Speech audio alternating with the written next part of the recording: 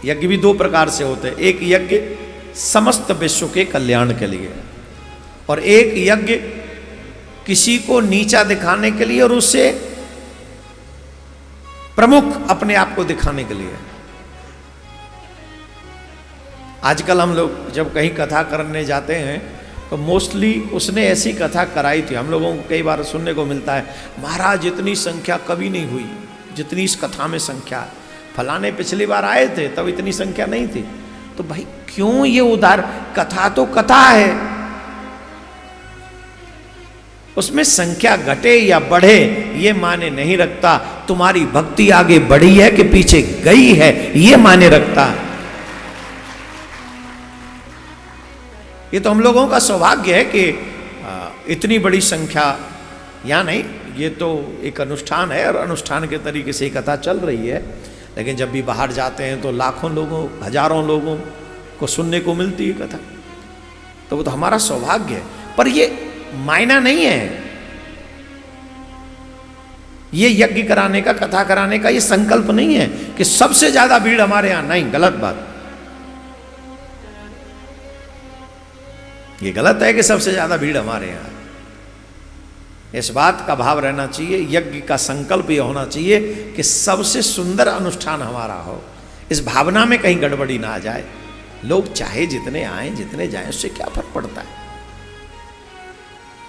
अब दक्ष प्रजापति यज्ञ कर ही इसलिए रहा है कि शंकर भगवान को अपमानित करना है।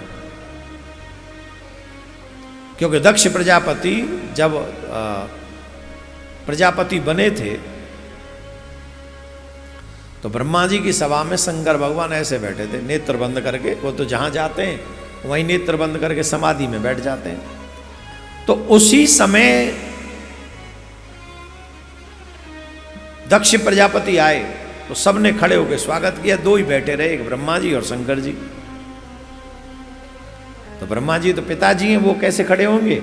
और शंकर जी समाधि में बैठे थे। वैसे तो ससुर है दक्ष प्रजापति, तो वैसे तो खड़ा होना चाहिए, लेकिन वो समाधि में बैठे तो उन्हें पता ही नहीं चला। और दक्ष प्रजापति को लगा कि ये जानबूझ के मेरा अपमान कर रहा है, तो इसलिए साफ दे दिया कि अब से बात तुम्हें यज्ञ में कोई भाग नहीं मिलेगा। तो इसकी शुरुआत कौन करे? बोले हम ही करेंगे। यज्ञ का अनुष्ठान किया, सबको बुलाया, शंकर भगवान को नहीं बुलाया। और शंकर भगवान को नहीं बुलाया तो सती को भी नहीं बुलाया। राधे राधे बोलना पड़ेगा, जोर से बोलना पड़ेगा।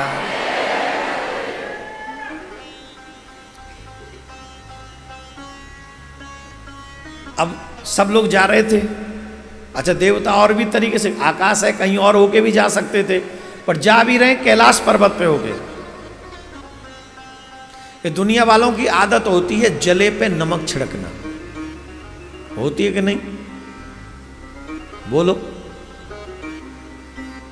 और नमक जेब में ही रख के घूमते हैं कुछ लोग। तो वो तो इस चक्कर में रहते हैं कहीं से कटा हुआ मिल जाए, दिख जाए, छिड़केंगे तो हम। अब बताओ इन देवताओं को क्या जरूरत थी कैलाश पर्वत पे होते हुए जाना? तुम यज्ञ में जा रहे हो, डायरेक्ट चले जाओ।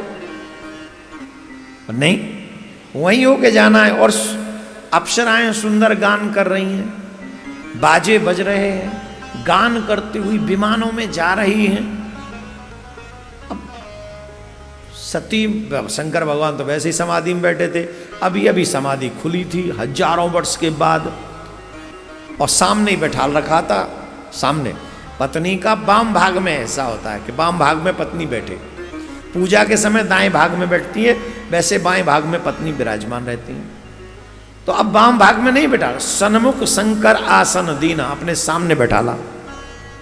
सामने किसको बैठालते हैं? श्रोता को। आप कहाँ बैठे हो हमारे? अब आप पत्नी नहीं हो, अब आप हमारी श्रोता हो, सामने बैठो, ऐसे कहा। अब हम तुम्हें कथा सुनाएंगे जिससे उनका मन लग जाए। उसी समय तो देवी जी ने पूछ लिया कहाँ जा रहे हैं? बोले छोड़ो कहाँ जा रहे हैं, तुम क्या करोगे? बोले बताओ महाराज। बोले तुम्हारे पिताजी यज्ञ कर रहे हैं, और पिताजी यज्ञ कर रहे हैं, हमारे चक्कर में तुमको नहीं बुलाया है। पिताजी यज्ञ कर रहे हैं ये सुना तो देवी जी के मन में हुआ कि हमें भी यज्ञ में जाना है, पिताजी के यहाँ जाना है। शादी के बाद मायके में बिना बुलाए कभी नहीं जाना चाहिए। उससे तुम्हारा भी सम्मान डाउन होता है और तुम्हारे पति का, तुम्हारे ससुराल का भी सम्मान डाउन होता है। लेकिन एक और बात हम आपसे बता दें, जिन जिन की शादी हो गई है 2 दिन आप बिना बुलाए जा सकते हैं, एक राखी पे और एक भैया दूज पे। कब? राखी पे और भैया दूज पे। कई माता बहन तो ठुम मायके, ठुम मायके, ढिल्ले ढिल्ले मायके, हिल्ले हिल्ले मायके, गोलगप्पे खाने गए चलो मायके, सब्जी लेने गए, तोरई लेने गए, चलो मायके। तोरई ज्यादा ले आई थी, 2 एक्स्ट्रा हो गई, मैंने सोचा मम्मी को दे चलूं। ये तेरी मम्मी की उम्र बची है तोरई खाए की? जय दरिया पींदे कछु दिना में सियावर रामचंद्र की जय, तोरई खाए के काका बेकार की बात कर रही। अब आदर घट जाए तो बार बार घर जाए से, अगर आप बिना बुलाए बार बार जाओगे आपका आदर घटेगा। शादी के बाद मर्यादा में रहना चाहिए। मायके जाना उत्सव है, बुलाया जा रहा है, खूब 16 श्रृंगार करके जाओ, बधाई लेके जाओ, नो प्रॉब्लम, पर बिना बुलाए कभी नहीं जाना चाहिए। अब शंकर भगवान यही समझा रहे हैं, देखो वैसे तो गुरु के यहाँ बिना बुलाए चले जाना चाहिए, माता पिता के यहाँ बिना बुलाए चले जाना चाहिए, पर जहाँ भला नहीं मानते हो वहाँ नहीं जाना चाहिए। तुम्हारे पिता हमसे द्वेष मानते हैं, इसलिए बिना बुलाए जाना ठीक नहीं है। पर देवियाँ बड़ी हठी होती हैं कई बार, जो सारी नहीं होती हैं, एक आध कोई होती होगी। आप तो नहीं हो बिल्कुल, ये तो मुझे पता है, आप तो एकदम, आप तो कपिला गाय हो जो यहां बैठी हैं आज। आहा,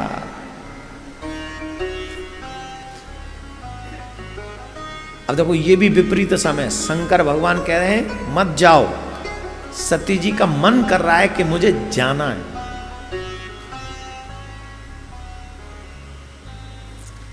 ये हर पति पत्नी के लिए भगवान शिव का मैसेज है। अकारण बिना वजह बार बार मायके नहीं जाना चाहिए, पति की बात को भी मानना चाहिए। जो नहीं मानते, आगे सुनो क्या हुआ। सती गई, अपने मायके में पहुंची और किसी ने नहीं पूछा हाउ आर यू, अलग अलग मुंह बना के बैठ गए सब, किसी ने नहीं। दक्ष न कछु पूछी कुशलाता, पिताजी ने भी नहीं पूछा कहो कैसे हो, कौन पूछेगा रोज रोज आओ या बिना बुलाए आओ। साल 6 महीना में आओगे तो कॉफी भी तैयार मिलेगी, वो कांच के से कप भी तैयार मिलेंगे, वो ट्रे भी तैयार मिलेगी, और वो 2-4 लाने भूआ भूआ कहने वाले भी 2-4 आएंगे, छोटे छोटे नन्हे मुन्ने। पता चले रोज भूआ मई बैठी आएगी, तोरई ले आई, घिया ले आई, बैंगन ले आई। क्योंकि ससुराल भी पास में ही होता है ना, इस गली में मायका, इस गली में ससुराल, तो कैसे सिस्टम बनेगा, गड़बड़ हो जाएगा। किसी ने नहीं पूछा, सिर्फ एक मां ने पूछा। सादर भले ही मिली एक माता, मां ने गले लगाया, मेरी बेटी आ गई, मेरी बच्ची आ गई, मेरी बच्ची आ गई। लेकिन बात समझ में आ गई सती को कि यहां स्थिति ठीक नहीं है। तो दक्ष प्रजापति ने जहां यज्ञ किया था उस यज्ञशाला में गई, और यज्ञशाला में जाकर उन्होंने देखा तो देखा कहीं शंकर भगवान का स्थान नहीं है, कहीं भी नहीं। तो ये देखकर शंकर भगवान का स्थान नहीं है, सती को बड़ा कष्ट हुआ। तब चित चढ़े हु जो शंकर कहेहु, प्रभु अपमान समुझ उर्दयु। अब समझ में आया कि शिव जी क्यों मना कर रहे थे, ये तो शंकर भगवान का अपमान है। यहां आके मैंने अच्छा नहीं किया, और बहुत क्रोध में आकर कहा, सुनहु सभासद सकल मुनिंदा, कही सुनी जिन शंकर निंदा, सो फल तुरत लहब सब काऊ, भली भांति पछताव पिताऊ। भगवान की निंदा सुनना और करना दोनों पाप है। भगवान की निंदा, धर्म की निंदा सुननी नहीं चाहिए। सुनने से भी पाप लगता है। और वहां तो वो अपमान देख रही थी, तो सती ने उसी समय मन बनाया कि अब मैं जीवित नहीं रहूंगी, इस शरीर से मैंने बहुत कुछ देख लिया, अपने पति का अपमान देख लिया, और ये शरीर मेरे को दक्ष प्रजापति के माध्यम से मिला है, और वही शिवद्रोही है, तो मेरे पति से द्रोह करने वाले के द्वारा ये शरीर प्राप्त हुआ है, तो मैं इसे रखूंगी नहीं। उन्होंने योग अग्नि में अपने उस शरीर का त्याग कर दिया। अस कही जोग अग्नि तनु जारा, भयउ सकल मख हाहाकारा। पूरी सभा में हाहाकार मच गया, पूरी सभा, और उनके प्राण निकल गए। पर भगवान से ये वरदान मांगा था कि अगला मेरा जन्म जहां हो, शंकर भगवान के ही चरणों की दासी बनूं। तो वो हिमाचल राज के यहाँ पर उनका जन्म हुआ, जो पार्वती के नाम से जानी गई। बोलो पार्वती मैया की जय। जोर से बोलना पड़ेगा राधे, और जोर से बोलना पड़ेगा। भगवान को जब पता चला शिव जी को, तो उन्होंने अपनी जटा से वीरभद्र को प्रकट किया और कहा, जाओ तुम्हारी माँ का जिसने अपमान किया है, जरा ढंग से उनको समझाओ। ये जो दक्ष प्रजापति थे, ये नारायण भगवान के भक्त थे, ये नारायण की भक्ति करते थे। जब दक्ष प्रजापति के यज्ञ में विघ्न होने लगा और वीरभद्र ने आकर तोड़फोड़ की और तमाम ऋषियों को ढंग से समझा दिया वीरभद्र ने और उनकी सेना ने, तो जानते हो क्या हुआ? दक्ष प्रजापति ने नारायण भगवान से कहा कि आप मेरे लिए युद्ध करो। वीरभद्र से युद्ध करो। नारायण भगवान बोले, देखो हम युद्ध तो करेंगे क्योंकि हमारा वचन है, हम युद्ध तो करेंगे, हमारा वचन है, जो हमारी शरण में आता है हम उसके लिए खड़े रहते हैं, तो हम युद्ध तो करेंगे। पर एक बात बताएं। बोले बताइए। अब तुम्हें बचा कोई नहीं सकता। अरे महाराज आप हमारे स्वामी, आपके रहते हुए हमारा क्या होगा? बोले जो शिव का द्रोह करे उसे मैं तो क्या शिव भी नहीं बचा सकते। बचेगा नहीं, तू बचेगा नहीं। पर क्योंकि मैंने वचन दे रखा है इसलिए हम तेरे लिए लड़ेंगे। तो शंकर भगवान के उस पुत्र के साथ, वीरभद्र के साथ भगवान नारायण लड़ने के लिए पहुंचे। और जब नारायण भगवान लड़ने के लिए पहुंचे तो वीरभद्र ने बड़ा उल्टा सीधा बोला नारायण भगवान को, बहुत उल्टा सीधा, ऐसे ऐसे शब्दों का प्रयोग किया वीरभद्र ने। और नारायण मुस्कुराते रहे। वीरभद्र ने कहा, बड़े निर्लज्ज हो, मुस्कुरा रहे हो। बोले वीरभद्र आप युद्ध करो, और हम ये जानते हैं कि इस युद्ध में हमारी विजय नहीं होगी, लेकिन हम फिर भी युद्ध करेंगे तुमसे। क्यों? बोले तुम नहीं जानते, मैं और शंकर भगवान दोनों ही हम स्वतंत्र नहीं हैं। लोग तो समझते हैं कि हम स्वतंत्र हैं, पर हम दोनों ही स्वतंत्र नहीं हैं। क्यों? बोले अहम भक्त पराधीनो, हम और शिव दोनों ही भक्तों के अधीन हैं। और हम वो नहीं करते जो हम चाहते हैं, हम वो करते हैं जो हमारे भक्त चाहते हैं।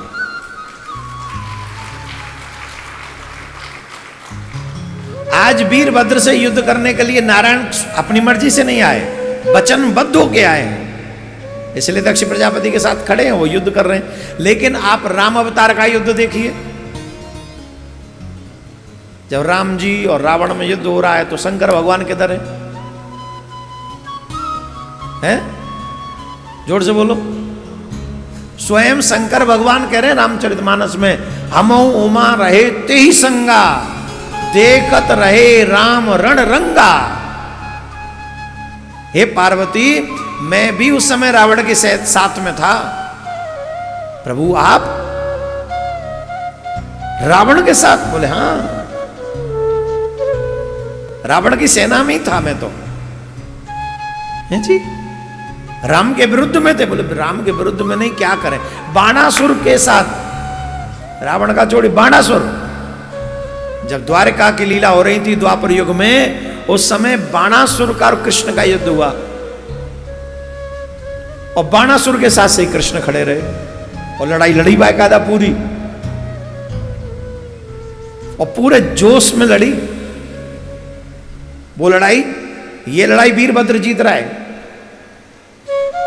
यहां दक्ष प्रजापति के साथ वीरभद्र जीत रहा है, और वो ठाकुर जी जीत रहे हैं, वहां बाणासुर हार रहा है। शंकर भगवान वहां खड़े, वहां कृष्ण जीत गए। ये क्या है? ये उदाहरण मैंने आपको क्यों दिए? इतना समझ लीजिए कि भगवान अपने वचनों का पालन करने के लिए, भगवान राम हो चाहे भगवान शिव हो चाहे भगवान नारायण हो, एक दूसरे के साथ भी लड़ते हैं, लेकिन विजय किसकी होती है ये देखने वाली बात है। विजय सत्य पक्ष की ही होती है, चाहे उन्हें लड़ना कहीं से भी पड़े। बाणासुर के साथ लड़े शिव जी, कन्हैया की विजय हुई। रावण की तरफ से लड़े शिव जी, तो राम जी की विजय हुई। और यहां नारायण लगे दक्ष प्रजापति की तरफ से लड़े, तो वहां शंकर भगवान वीरभद्र की विजय हुई। इस बात को आप समझ लीजिए, अगर आप सत्य के साथ हैं तो भगवान आपके साथ है और विजय भी आपके साथ। अगर आप असत्यवादी हैं, असत्य के साथ हैं, तो फिर तो सत्यमेव जयते है, असत्यमेव जयते थोड़ी।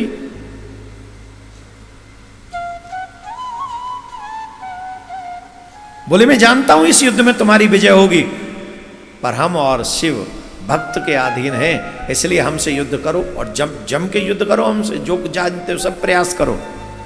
अंत में रण छोड़ के भाग गए नारायण भगवान, क्योंकि वो होना ही था। और फिर दक्ष प्रजापति का सर काट दिया। शंकर भगवान को दया आई, बाद में उसको जीवित कर दिया, बकरे का सर लगा दिया, बाद में वो बम बम बम बम बम बम बम करने लगा। एक और बात हम बता देते हैं, अभी हमारी चर्चा हो रही थी, उत्तराखंड में एक सरकार ने, उत्तराखंड की सरकार ने एक ऑपरेशन चलाया है, ऑपरेशन कालनेमी। क्या चलाया? ऑपरेशन, इसका मतलब क्या है? क्या मतलब है इसका? इसका मतलब यह है कि विधर्मी लोग भगवा वस्त्र धारण कर करके, जो भी कावड़ का समय चल रहा है ना श्रावण का, तो वो लोग भगवा रूप धारण कर करके लोगों से पैसा इकट्ठा कर रहे हैं और प्रयास भी कर रहे होंगे धर्म भ्रष्ट का। तो एक दिन में या 2 दिन में 199 पकड़े गए थे, मैंने शायद कल भी चर्चा की थी। तो हम सब सनातनियों को एक प्रण कर लेना चाहिए, भगवा वस्त्र पहनकर अगर कोई रुपया मांगता हो तो ये प्रण कर लीजिए कि हम आज के बाद उसे रुपया नहीं देंगे, जब तक आप बेसिकली उसे जानते ना हो। सड़क पे खड़े होकर भीख मांगता हो या हमारे घर पे आके भीख मांगता हो।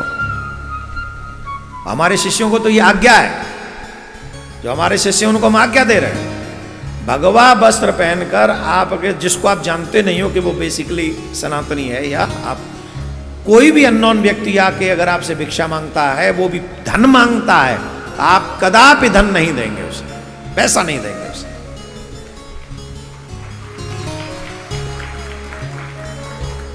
अगर मांग रहा है तो रोटी दे दो, वस्त्र है तो वस्त्र दे दो, लेकिन पैसा नहीं दोगे। आप भी सावधान रहिए। अब मैं ये बात क्यों कह रहा हूं?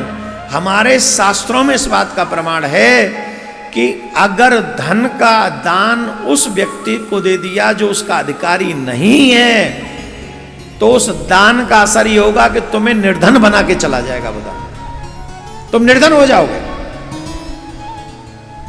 ये जो माताएं बड़ी दयावान हो जाती है ना, लिया और किसी को भी पकड़ा दिया और वो आके वो कुछ कर देते हैं, फिर ये अपनी चूड़ियां उतरवा ले जाते हैं, कान के उतरवा ले जाते हैं, और फिर कहते हैं गुरुजी ऐसा ऐसा हो गया, गुरुजी क्या करें, हो गया था। अननोन लोगों को आज के युग में अपने घर में मत आने दो, घर के बाहर ही दे दो जो कुछ देना है। और हम तो कह रहे हैं आपके घर में अगर कोई हो तो जब बाहर का कोई आए तो ये कान वान के भी ढक के जाओ। बहुत राक्षस लोग घूम रहे हैं। तो ऑपरेशन जो कालनेमी चल रहा है, हमको लगता है ये सिर्फ उत्तराखंड में ही नहीं, ये तो पूरे देश में ऑपरेशन कालनेमी चलना चाहिए, जिससे ये झिंगुर बाबा टाइप के तमाम लोग पकड़े जाएं।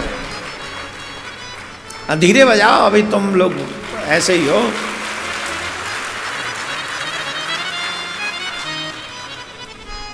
सुनिए, दान फिर किसको देना चाहिए? दान उस व्यक्ति को देना चाहिए, उस ब्राह्मण को देना चाहिए जो ब्राह्मण गायत्री का दान जाप करता हो। और जो ब्राह्मण गायत्री का जाप करता हो, ऐसे ब्राह्मण को दान देने पर सत्यलोक में, जहां ब्रह्मा जी वास करते हैं, वह सत्यलोक में 10 वर्षों तक, यहां के नहीं देवताओं की 10 वर्ष, देवताओं की 10 वर्ष माने बहुत समय हो गया, देवताओं की 10 वर्षों तक वो सत्यलोक माने ब्रह्मा जी के लोक में वास करता है।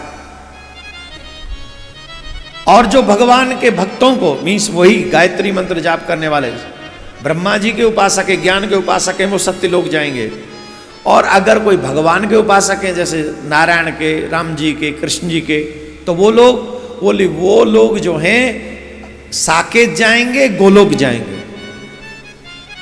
जो गायत्री मंत्र को जाप करने वाले लोगों को दान करते हैं, और जो शिव को मानने वाले लोग गायत्री मंत्र का जाप करने वाले या शिव पंचाक्षरी मंत्र का जाप करने वाले ब्राह्मण को दान देते हैं, तो वो कैलाश पर्वत पे शंकर भगवान के साथ वास प्राप्त करते हैं। तो सुयोग्य व्यक्ति को ही धन का दान करना, वस्त्र का दान भी सुयोग्य को ही करें, लेकिन अन्न का दान हम किसी को भी कर सकते हैं, वहां कोई सीमा नहीं है। जो भूखा हो उसे अन्न खिला दो, शास्त्र इसकी परमिशन देते हैं। तो ये बात समझ में आ गई? तो हर किसी को भी धन मत पकड़ा दिया करो, सुयोग्य हो उसे धन पकड़ाओ, और बाकी के सबको भोजन लो, भोजन करो। अन्नदान करने से कोई पाप नहीं लगता। बोलो राधे राधे। ऐसे धीरे नहीं,